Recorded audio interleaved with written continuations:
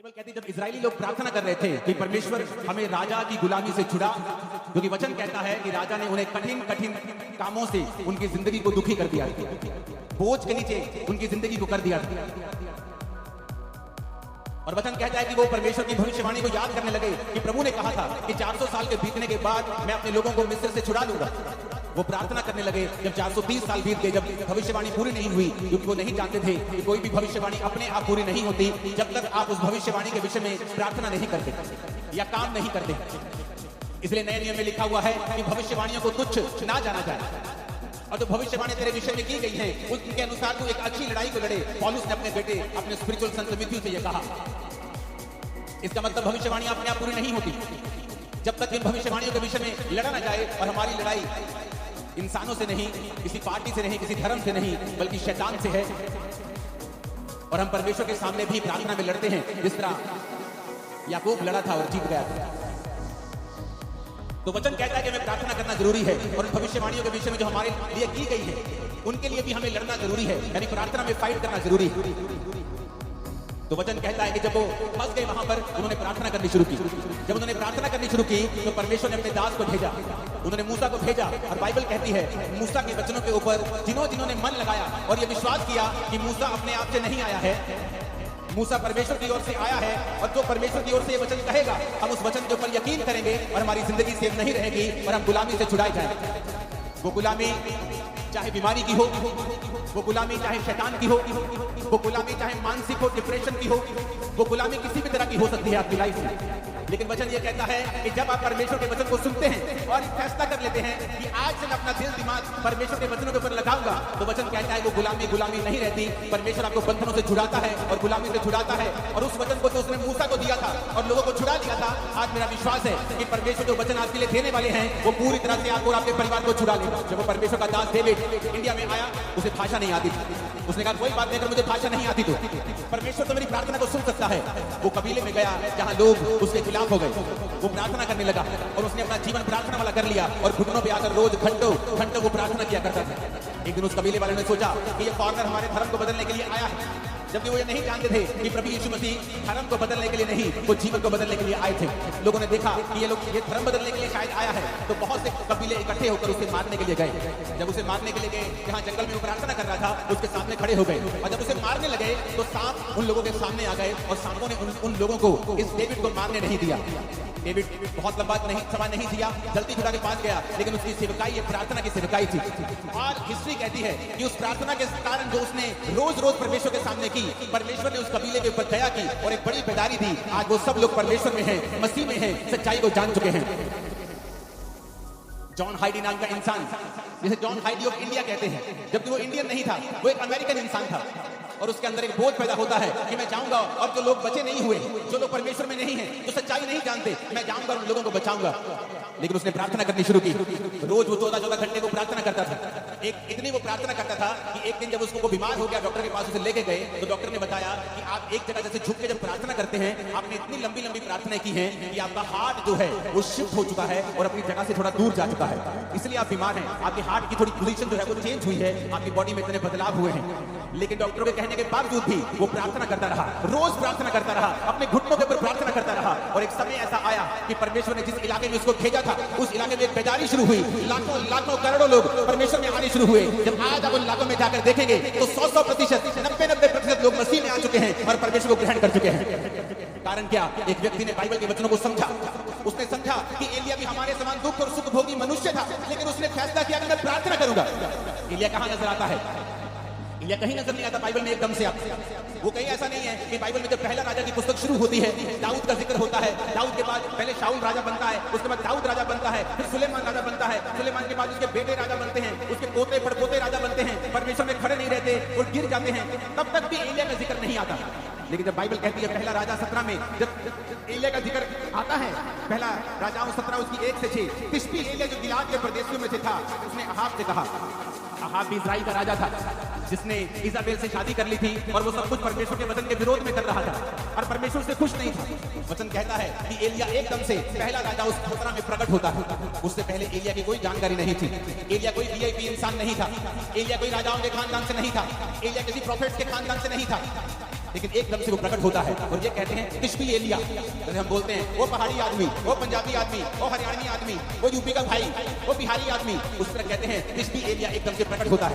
इस्राएल के परमेश्वर के नाम पे शपथ खाकर वो राजा के सामने जाके बोलता है कि राजा मेरे कहे बिना ना तो बारिश आएगी ना तो औस पड़ेगी। लेकिन उससे पहले वो एक बात और कहता है एक आयत में तिशबी एलिया जो गिलाद के प्रदेशों में से था, उसने अहाब से कहा इस्राएल का परमेश्वर यहोवा जिसके सम्मुख में उपस्थित रहता। एलिया कहता मैं आया हूं राजा उस परमेश्वर के सामने जिसके सामने मैं उपस्थित रहता हूं। ऐसा जन जिसके कहने से आसमान बारिश देना बंद कर गया 3.5 साल। एक ऐसा पुरुष जिसने प्रार्थना की और आसमान खुल गया फिर 3.5 साल बाद। वो पुरुष जो कोई वीआईपी नहीं था, किसी राजाओं के खानदान से नहीं था, किसी प्रॉफिट से खानदान से नहीं था, एक आम आदमी एकदम से पहला राजाओं 17 में उसका जिक्र होता है कि तिशबी एलिया नाम का एक पर्सन सीधा राजा के सामने जाके हियाव के साथ हौसले के साथ खड़ा होता है और कहता है राजा उस परमेश्वर की शपथ जिसके सामने मैं उपस्थित रहता हूं। आज कौन लोग बंधनों में हैं? कौन लोग गरीबी के बंधन में हैं, बीमारियों के बंधन में हैं? कौन लोग हैं जिनको शैतान सताता है? ये वो लोग हैं जो परमेश्वर के सामने घुटनों को नहीं देखते हैं, जो एक दिन तो प्रार्थना करते हैं दूसरे दिन प्रार्थना करना छोड़ देते हैं, जो एक दिन तो चर्च जाते हैं उसके बाद दूसरे संडे छुट्टी कर लेते हैं, जिनको ये नहीं मालूम कि आपके पास एक पावरफुल हथियार है, प्रार्थना करने का हथियार, आपके पास अधिकार है, आपके प्रार्थना के प्रभाव से बाइबल कहती है बहुत कुछ हो सकता है। लेकिन आज शैतान ने विश्वासियों को भटका दिया। आपका फोन आपकी प्रार्थना का स्थान ले चुका है, आपका व्हाट्सएप, आपकी फेसबुक और इंस्टाग्राम आपकी प्रार्थना का स्थान ले चुका है। जब भी आप प्रार्थना करने के लिए बैठते हैं आपको काम याद आता है, आपको व्हाट्सएप याद आता है, आपकी मम्मी आपको कॉल करने लगती है, आपकी बेटी आपको तंग करने लगती है, क्योंकि शैतान नहीं चाहता आप प्रार्थना करें। तिशबी एलिया बाइबल कहती है एक आम इंसान था। आप सोचते हैं मैं एक आम इंसान हूं, मैं कैसे अपनी जिंदगी को बदल सकता हूं? मेरा परदादा भी गरीब था, मेरा दादा भी गरीब था, मेरा बाप भी दिहाड़ी करता था, मैं भी गरीब हूं, तो परमेश्वर मुझे कैसे हमारे परिवार में इतने सालों से चल रहा कैसे बदल सकता है? लेकिन वचन कहता है एलिया भी तुम्हारे समान दुख और सुख भोगी मनुष्य था, लेकिन जब उसने प्रार्थना की मैं ना बरसे तो मैं नहीं बरसा, जब उसने प्रार्थना की मैं बरसे तो मैं बरसा। ऊंची आवाज में बोलो हालेलुया। हम प्रार्थना के महत्व को समझते हैं। एक पास्टर प्रार्थना कर रहा था और काम कर रहा था, बहुत साल उसने सेवा की लेकिन इतने रूहें नहीं बचा पाया। उसको आंखों का रोग हो गया। जब आंखों का रोग हो गया उसने कहा अब तो मैं सेवा नहीं कर सकता लेकिन मैं प्रार्थना करूंगा, और उसने प्रार्थना करनी शुरू कर दी। जब उसने प्रार्थना करनी शुरू की परमेश्वर ने एक पास्टर, 2 पास्टर भाई थे, उनके दिल में डाला कि वो जाएं और उस जगह के ऊपर प्रचार करें। और हिस्ट्री बताती है कि जब उसने प्रार्थना की तो रिवाइवल शुरू हुआ। वो 16-16 घंटे 14-14 घंटे रोज प्रार्थना करता था, और उस जगह पे जब रिवाइवल आया तो 1 लाख लोग रोज यीशु मसीह को अपना जीवन देने लगे और पूरा इलाका परमेश्वर में आ गया। कारण प्रार्थना। कारण ये नहीं था कि वो दुनिया के बेस्ट बाइबल स्कूल में पढ़े थे या वो दुनिया के सबसे ऊंची यूनिवर्सिटी में पढ़े थे। उन्होंने बाइबल के वचन को समझ लिया था कि जब तू प्रार्थना करेगा मैं रास्तों को खोलूंगा, मांगो तो दिया जाएगा। उन्होंने समझ लिया था कि अगर मेरी जिंदगी में जो कुछ नहीं है इसका कारण यह है कि हमने प्रार्थना नहीं की। जॉन हैडी, जिसकी वजह से पूरे का पूरा इलाका, पूरे के पूरे स्टेट्स परमेश्वर में है, वो कहता था आज प्रार्थना करने वाले लोग बहुत कम हैं और रोने वाले प्रार्थना में उससे भी कम हैं, और आहें भरने वाले प्रार्थना में तो है ही नहीं है। क्योंकि आज हम पवित्र आत्मा को समय नहीं देते कि वो आए और हमारे अंदर से हमको इस्तेमाल करे। आज प्रार्थना का जीवन नहीं है, इसलिए शैतान ये बात जानता है, वो बात जानता है, इसीलिए वो आपकी लाइफ में काम करता है।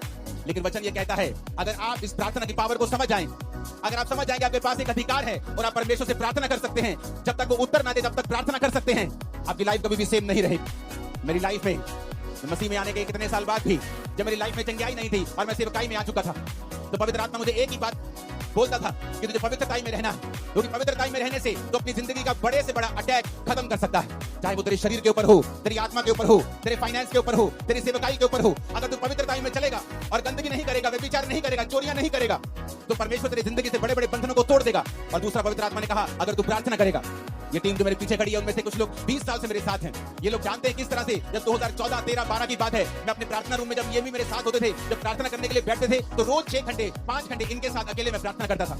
इनके बाद उठ के फिर मैं अपने रूम में प्रार्थना करता था, उसके बाद रात को प्रार्थना करता था, मेरा सारा दिन प्रार्थना में बीतता था और मैं खुद नहीं जानता था मैं इतनी प्रार्थना कर रहा हूं क्या परमेश्वर मुझे उत्तर देगा। लेकिन वचन कहता है उसने की गई मेहनत कभी व्यर्थ नहीं जाती, वो आपकी प्रार्थना को सुनता है। जो प्रार्थना आपने 10 साल पहले भी की है प्रभु उनको भी सुनता है, और वचन कहता है कि वो अपने खोजने वालों को प्रतिफल देता है। यानी कि जब आप प्रार्थना करते रहते हैं और उसके साथ परमेश्वर को खोजना नहीं छोड़ते, आप चर्च नहीं छोड़ते, आप फास्टिंग नहीं छोड़ते, बाइबल पढ़ना नहीं छोड़ते, आप संगति नहीं छोड़ते, तो परमेश्वर सारी प्रार्थनाओं का उत्तर देता है। मेरे जीवन में भी ऐसा ही हुआ, जो मेहनत मैं करता गया, जो प्रार्थना मैं करता गया, एक समय आया मसीह में आने के 10 साल बाद परमेश्वर सारी प्रार्थनाओं का उत्तर देने लगा, और आज मेरे जीवन में सारी प्रार्थना के उत्तर आ चुके हैं। लेकिन आज भी थोड़े दिन पहले की बात है, जब मैं अपने प्रार्थना के रूम में गया, मैं कोई टेस्टिमनी दूंगा, उससे पहले एक वचन हम और पढ़ेंगे। प्रेरितों के काम 3 उसकी 1 से 8 आयत में लिखा है, पतरस और यूहन्ना तीसरे पहर प्रार्थना के समय चर्च में जा रहे थे और लोग एक जन्म के लंगड़े को ला रहे थे, जिसको वो प्रतिदिन मंदिर के उस द्वार पर जो सुंदर कहलाता है बैठा देते थे कि वो चर्च में जाने आने वाले से भीख मांगे। उन्होंने उस भिखारी ने पतरस और यूहन्ना को चर्च में जाते देखा और उससे भीख मांगी। पतरस ने यूहन्ना के साथ उसकी ओर ध्यान से देखकर कहा, हमारी ओर देख, और वह कुछ पाने की आशा से उनकी ओर ताकने लगा। तो पतरस ने कहा, चांदी और सोना तो मेरे पास नहीं है, परंतु जो मेरे पास है मैं तुम्हें देता हूँ, यीशु मसीह नासरी के नाम से चल फिर। उसने दाहिना हाथ पकड़कर उसे उठाया, उसके पांव और टखनों में तुरंत बल आया, वो उछलकर खड़ा हो गया, चलने फिरने लगा, चलता कूदता प्रभु की स्तुति करता हुआ उस चर्च में गया। वचन कहता है, आज बहुत से लोग चाहते हैं कि उनकी मिनिस्ट्री में लंगड़े चले, उनकी जिंदगियों से भी बड़े बड़े काम हो, जब वो प्रचार करें उनकी मिनिस्ट्री से भी बड़े बड़े काम हो। लेकिन अगर आप ध्यान से बाइबल पढ़ेंगे तो पतरस और यूहन्ना उस समय लंगड़ा चलाने के लिए या हीलिंग करने के लिए चर्च में नहीं आ रहे थे। वचन कहता है वो प्रार्थना करने के लिए चर्च में जा रहे थे। उनके लिए प्रार्थना इतनी इंपॉर्टेंट थी कि वो घर बैठ के प्रार्थना नहीं करना चाहते थे। वो ऐसे ही उठे कि तीसरा पहर है, चलो प्रार्थना करने के लिए वो घर से निकलते थे। प्रार्थना करने का एक इंपॉर्टेंस, एक महत्वता, एक बड़ा स्थान उनकी लाइफ में था। आज लोग कैसे प्रार्थना करते हैं? मोबाइल ऑन करके, टीवी ऑन करके, बच्चों के साथ कुकर के ऊपर दाल चढ़ा के, राजमा चढ़ा के, और साथ साथ में देखते भी रहेंगे कितनी सीटी हो गई। जैसी आपकी प्रार्थना है फिर वैसा ही रिजल्ट है। टूटी हुई प्रार्थना, बिना फोकस की प्रार्थना और टूटी हुई जिंदगी और टूटा हुआ रिजल्ट, चाहे वो सेवकाई में हो चाहे वो लाइफ में हो। इधर वो जा रहे हैं, कहां? चलो आओ चर्च में चले, किसी में प्रार्थना करने के लिए। कहां है? चलो 5 किलोमीटर, चलो चलते हैं चर्च में प्रार्थना करने के लिए। अरे क्या प्रार्थना करने के लिए इतनी दूर जाना? चलो किसी कमरे में बैठ के थोड़ा सा कर लेते हैं प्रार्थना। इंपॉर्टेंस, महत्वता, प्रार्थना के जीवन को कीमती समझना, उसे स्पेशल समझना। अफ्रीका की जाके हिस्ट्री देखो, जिन पास्टर्स ने उन्हें बदला है वो अपनी जिंदगी में 90-92% अपना पैसा परमेश्वर को देते, सिर्फ 8% रखते थे अपने पास। 14 घंटे रोज प्रार्थना करते थे और बोलते थे कि जिस पास्टर की प्रार्थना 8 घंटे से कम है वो अपने आप को फुल टाइम पास्टर बोलना बंद कर दे। अब बोल रहे कि जब हम प्रार्थना नहीं करते थे, जोर जोर से बोलते, लोग समझते नहीं थे। जब हम प्रार्थना करके जाते थे तो हम जो भी बोलते थे लोग चेंज होते थे। कारण क्या? प्रार्थना। पतरस और यूहन्ना प्रार्थना करने के लिए जा रहे हैं, कोई लंगड़ा चलाने के लिए नहीं जा रहे, हीलिंग करने के लिए नहीं जा रहे, प्रार्थना करने के लिए जा रहे। रास्ते में लंगड़ा मिलता है, उनकी ओर देखता है और पैसे की आशा से, कुछ पाने की आशा से देखता है। वो कहता है, भाई साहब पैसा तो मेरे पास नहीं, हाँ चर्च का बड़ा होगा बहुत, लेकिन मेरे पास तो अपना नहीं है पर्सनल, मैं तुझे पैसा तो नहीं दे सकता, लेकिन वो दे सकता हूं जो तुझे सबसे अधिक चाहिए, यीशु मसीह नासरी के नाम से उठ और चल फिर। आप जानते लोगों ने इस मिरेकल के बाद पतरस और यूहन्ना को पकड़ लिया। कहते ये अनपढ़ और साधारण मनुष्य हैं, इनकी जिंदगी से इतना बड़ा काम कैसे हो सकता है? कुछ लोग बोले नहीं अनपढ़ साधारण मनुष्य तो हैं, पर ये यीशु के साथ रहे हैं। यीशु ने उन्हें 3.5 साल प्रार्थना करना सिखाया है, परमेश्वर के संग चलना सिखाया है। और वचन कहता है कि जब वो प्रार्थना करने के लिए चर्च में जा रहे थे तो रास्ते में लंगड़ा चलाया गया। इतना बड़ा मिरेकल हुआ कि पूरा स्थान चेंज हो गया। यरूशलेम में परमेश्वर के नाम का डंका बजने लगा। कारण प्रार्थना। ऊंची आवाज से बोलो प्रार्थना। नहीं, ऊंची आवाज में सबसे ऊंचा बोलो प्रार्थना। प्रेरितों के काम 16 उसकी 13 से 15 आयत में लिखा है, सब्त के दिन हम नगर के फाटक के बाहर नदी के किनारे ये समझ कर गए कि वहां प्रार्थना करने का स्थान होगा, और वहां बैठकर उन स्त्रियों से जो इकट्ठी हुई थी बातें करने लगे। लुदिया नामक तुआतीरा नगर की एक बैंगनी वस्त्र बेचने वाली एक भक्त स्त्री सुन रही थी, और प्रभु ने उसका मन खोला कि पौलुस की बातों पर वो मन लगाए। उसने अपने घराने समेत उससे बपतिस्मा लिया और विनती की, यदि तुम मुझे प्रभु की विश्वासिनी समझते हो तो चलकर मेरे घर में रहो, और मैं उन्हें मना कर ले गई। अब यहाँ पर क्या होता है? यहाँ पर पौलुस नगर के फाटक के बाहर इसलिए जा रहा है। पुराने टाइम में नगर में फाटक होते थे, शहर बनाए होते नहीं या फाटक होते थे, तो वो फाटक के बाहर जाना चाहता था, नगर के बाहर, ताकि वो वहां पर प्रार्थना कर सके। नगर के अंदर भी प्रार्थना वो कर सकता था, लेकिन क्यों आज प्रेरितों के काम वाले मिरेकल चर्चेस में नहीं होते हैं? क्योंकि वैसी इंपॉर्टेंस परमेश्वर को चर्चों में नहीं दी जाती है। पास्टर्स की लाइफ में भी वैसी इंपॉर्टेंस प्रार्थना की नहीं रही जैसे प्रेरितों के टाइम में हुआ करती थी। वो प्रार्थना किसी घर में भी कर सकते थे, लेकिन बाइबल कहती शाम को स्पेशल वो उठे गए नगर से बाहर। तब ऐसा भी नहीं था कि गाड़ियां थी, बड़ी बड़ी गाड़ियां थी, 10 मिनट लगेंगे, चलो गाड़ी में चलते हैं, चल के जाते थे, गधों पे जाते थे, घोड़ों पे जाते थे लोग। तो वचन कहता है कि वो नगर के फाटक के बाहर नदी के किनारे ये समझ के गए कि यहाँ पे प्रार्थना करने का स्थान होगा। आओ हम कहीं अकेले एकांत में, जहां कोई हमें देखे ना, हम बैठकर परमेश्वर के सामने प्रार्थना कर सके। पौलुस को किसी चीज की जरूरत नहीं थी, कोई उसको बीमारी नहीं थी, उसको कोई बरकत नहीं चाहिए थी, लेकिन परमेश्वर के साथ एक रिलेशनशिप, प्रभु के साथ एक संबंध, प्रार्थना उसका रिजल्ट है। जब आप परमेश्वर से जुड़ जाते हैं, आप रोज उसके साथ समय बिताना चाहते हैं। और वो जा रहा है नगर के बाहर, और नगर के बाहर नदी के किनारे यहाँ पे प्रार्थना करने का स्थान होगा। और वहाँ पर उसे एक औरत मिलती है जो बहुत अमीर थी, बहुत ही ऐसी औरत जिसका समाज में एक प्रभाव था। और वो परमेश्वर के वचन जब वो बातें करने लगता है, ये समझ के कि यहाँ कोई नहीं होगा, लेकिन वहाँ पे बहुत सी औरतें होती हैं, तो पौलुस प्रचार करने लगता है और वो औरत भी ध्यान से सुनने लगती है। और जैसे जैसे वो सुनने लगती है, परमेश्वर का आत्मा उसे छूता है, और जब उसको छूता है उसका घराना और वो बपतिस्मा लेने लगते हैं, और बपतिस्मा लेके पौलुस को अपने घर ले जाते हैं। हमें क्या शिक्षा मिलती है यहाँ से कि पौलुस भी प्रचार करने के लिए वहां नहीं गया, पौलुस भी प्रार्थना करने के लिए वहां जा रहा था। लेकिन जब वो प्रार्थना करने के लिए वहां जा रहा था तो वहां उसे प्रचार करने का मौका मिला। पतरस भी प्रार्थना करने के लिए चर्च में जा रहा था, लेकिन वहां उसे चंगाई करने का मौका मिला। तो हम क्या देखते हैं, वो सेवकाइयां जिनकी सेवकाइयों से ज्यादा हीलिंग होती है, और रूहें भी उन्हीं सेवकाइयों में बचती हैं जिन्होंने प्रार्थना को प्रथम स्थान दिया हुआ है, जिनकी जिंदगी में प्रार्थना प्रथम स्थान के ऊपर है। जो लंगड़ा जलाने के लिए प्रार्थना नहीं कर रहे, वो प्रार्थना करने के परमेश्वर के सामने उन्हें जाना है। वो प्रचार करने के लिए बाइबल नहीं पढ़ रहे, वो पढ़ रहे क्योंकि परमेश्वर के साथ उन्हें समय बिताना है। और प्रार्थना करने के लिए नदी के किनारे कहीं बाहर जा रहा है, और परमेश्वर उसे वहां पर मौका देता है कि वो प्रीच करे। यानी रूहें भी प्रार्थना करने का रिजल्ट है, रूहें बचना, और चंगाई भी प्रार्थना करने वाली मिनिस्ट्री का ही रिजल्ट है। आज हम भूल चुके हैं एज ए बिलीवर, हमारा पहला काम है परमेश्वर के सामने रोज जाना और प्रार्थना करना। क्योंकि शैतान कुछ भी करेगा, आपकी प्रार्थना के जीवन को वो खत्म करने की कोशिश करेगा। क्योंकि जिस दिन आपकी प्रार्थना लग गई, प्रार्थना में ब्रेक लग गई, उस दिन जीसस से आपकी ब्रेक लग गई। A break in prayer, a break in Jesus. प्रार्थना में ब्रेक का मतलब है जीसस से ब्रेक लग जाना। शैतान ये बात को जानता है, बाइबल पढ़ के देख लो, जहां जहां प्रार्थना हुई वहां वहां परमेश्वर ने बहुत सी चीजों को बदला है। जिन्होंने प्रार्थना नहीं की वो विष मांगते रह गए हैं। आपका परमेश्वर परमेश्वर है, वो चीनी नहीं है कि आप रगड़ेंगे और वो निकलेगा और आप कहेंगे मुझे ये चाहिए। वो परमेश्वर है, उसका वचन कहता है मांगो तो दिया जाएगा, ढूंढो तो तुम पाओगे, खटखटाओ तो तुम्हारे लिए खोला जाएगा। तुमने कंप्लेंट की है अपने पास्टर से, अपने पति की, ये नशा करता है, अपने बेटे की नशा करता है, लेकिन कभी प्रार्थना नहीं की।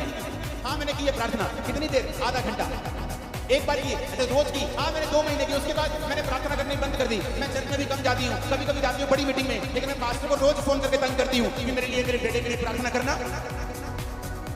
वचन कहता हर एक व्यक्ति अपना बोझ स्वयं उठाएगा। आपका पास्टर आपको वचन देगा, हाँ वो आपके बेटे के लिए प्रार्थना भी करेगा, लेकिन परमेश्वर ने आपकी ड्यूटी लगाई है, तू बच, तेरा घराना बचाया जाएगा। तू कैसे बचेगा, तू कैसे बचेगी अगर तेरी प्रार्थना जीरो है तो?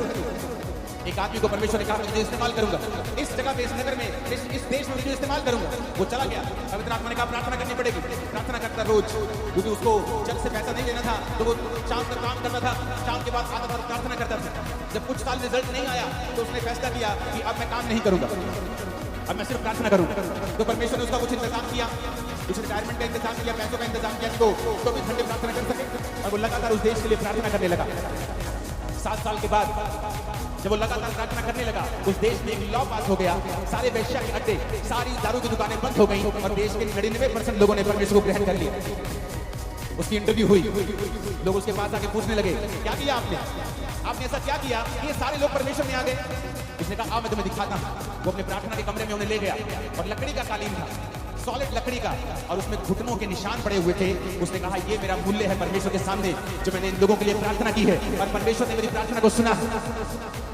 आप अकेला प्रचार करेंगे बिना प्रार्थना के, बिना प्रभु की हुजूरी के, लोगों के हृदय कभी छिदेंगे नहीं। वो कभी परमेश्वर को ग्रहण नहीं कर पाएंगे, कभी परमेश्वर के वचन को समझ नहीं पाएंगे। आपको पवित्र आत्मा की फायर और ताकत चाहिए आपके प्रचार के पीछे, कि वो लोगों के हृदय में जाए, और वो आज से वायदा करके जाए कि परमेश्वर आज से कुछ भी हो जाए, मैं रोज प्रार्थना करूंगा, घंटों घंटों प्रार्थना करूंगा, तेरी हुजूरी में आऊंगा, और मैं आपको वायदा करता हूं अगले कुछ महीनों सालों के अंदर अंदर वो आपको छुड़ाएगा और सबसे ऊंचे स्थान के ऊपर लेके जाएगा।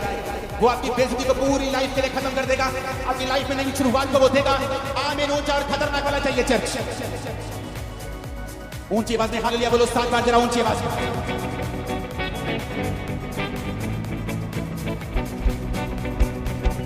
Hallelujah, hallelujah. अगर आप प्रार्थना नहीं करेंगे, हन्ना अपने पति से लड़ती थी रोज, मेरे बेटा क्यों नहीं, मेरे बच्चा क्यों नहीं? मैं क्या परमेश्वर हूँ, मैं क्या खुदा हूँ? मेरी दूसरी पत्नी के अगर तेरे नहीं, तब एक से ज्यादा शादियां होती पुराने नियम में। उसने कहा अगर तेरे नहीं है तो मैं क्या कर सकता हूँ? क्या मैं परमेश्वर हूँ? अगर परमेश्वर तेरी कोख को बंद कर दिया है तो मैं क्या कर सकता हूँ? उसका रोना उसको बच्चा नहीं दिला पाया। रोज रोती थी, बच्चा नहीं हुआ। रोज करवाती थी, कंप्लेंट भी करती होगी, परमेश्वर को ताने भी मारती होगी, कुछ नहीं हुआ। एक दिन हन्ना ने फैसला कर लिया, पहला शमूएल 1 उसकी 9 से 20 आयत में लिखा है कि हन्ना एक दिन परमेश्वर के घर में गई और वहां प्रार्थना करने लगी। और प्रार्थना कैसी की? दिल से, टूटे हुए मन के साथ। क्योंकि वचन कहता है वो टूटे और पिसे हुए दिल को कभी कुछ नहीं जानता। उसने परमेश्वर से प्रार्थना की कि परमेश्वर अगर तू अपनी दासी के दुख की ओर दृष्टि करे और मेरे को बेटा दे तो मैं तेरे भवन में वो बेटा तेरी सेवा के लिए दे दूंगी। और उसके होंठ हिलते थे क्योंकि वो पूरे मन से प्रार्थना कर रही थी आंसुओं के साथ, लेकिन सुन नहीं रहा था वो क्या कह रही थी। उस घर के सेवक ने समझा कि ये नशे में है। उसने कहा, ए औरत, अपना नशा छुड़ा, अपना नशा छोड़ दे, क्या बुड़बुड़ कर रही है तू? उसने कहा, मैं नशे में नहीं आई हूँ प्रभु के दास, मैंने जो कुछ भी परमेश्वर को कहा है बहुत ही शौकित और कुड़ाई जाने के कारण कहा है। लोगों ने मुझे ताने मारे हैं, मेरी सौदा ने मुझे ताने मारे हैं, सास ने, सबने ताने मारे हैं, मेरा दिल टूट गया है। मैंने फैसला कर लिया है कि मैं अपना जीवन प्रभु को दूंगी, मैं प्रार्थना करूंगी और परमेश्वर को अपना बेटा भी चढ़ा दूंगी। आपका एक फैसला प्रार्थना करने का, आपका एक फैसला सेवा करने का, आपका एक फैसला पवित्रता में चलने का आपकी पूरी लाइफ की बेइज्जती को बड़ी इज्जत में चेंज कर देगा। मैं भविष्यवाणी कर रहा हूं। आपकी सेवकाई को पूरी तरह से बदल देगा। मैं भविष्यवाणी कर रहा हूं। आपके बच्चों की लाइफ को पूरी तरह से बदल देगा। मैं भविष्यवाणी कर रहा हूं। आमीन। ऊंचाई आशीष आती है जब। हालेलुया।